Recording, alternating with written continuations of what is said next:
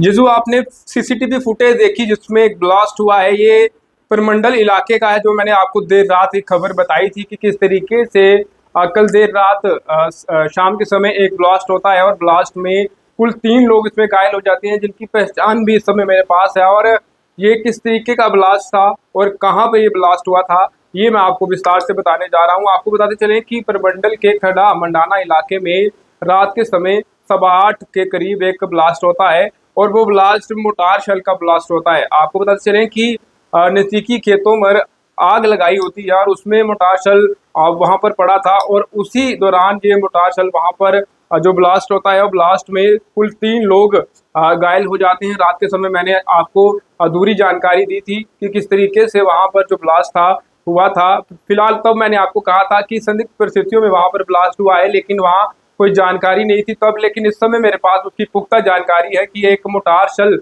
जो कि खेतों के बीच था, वो फटने से 3 लोगों जो कि घायल हो जाते हैं गंभीर रूप से, जिसके बाद उन्हें जीएमसी रेफर कर दिया गया था। और अब उनकी जानकारी, उनकी नाम पहचान मेरे पास है कि वो कहाँ के रहने वाले थे और किस तरीके से वो ब्लास्ट की चपेट में आए। आपको बताते चले कि सीसीटीवी में आपने देखा किस तरीके से वो गली से निकल रहे थे और जब ये ब्लास्ट हुआ तो उसी दौरान ये तीनों वहां पर घायल होते हैं, जिसमें 2 महिलाएं और एक पुरुष शामिल है।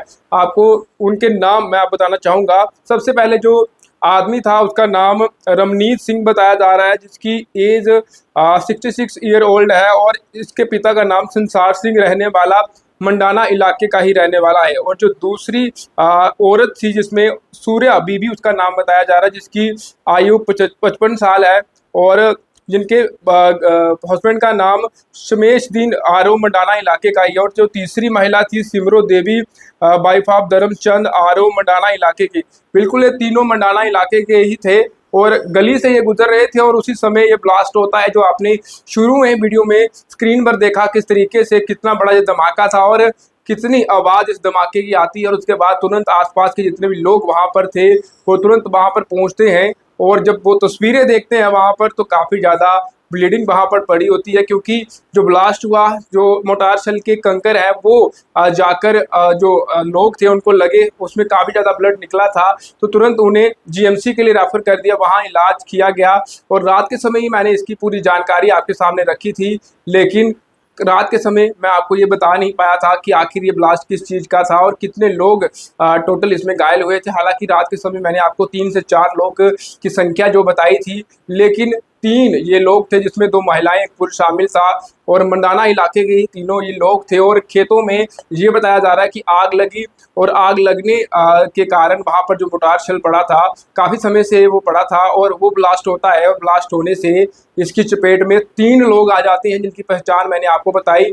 खड़ा मंडाना जो कि प्रमंडल ब्लॉक में पड़ता है, वहां पर ये धमाका हुआ था।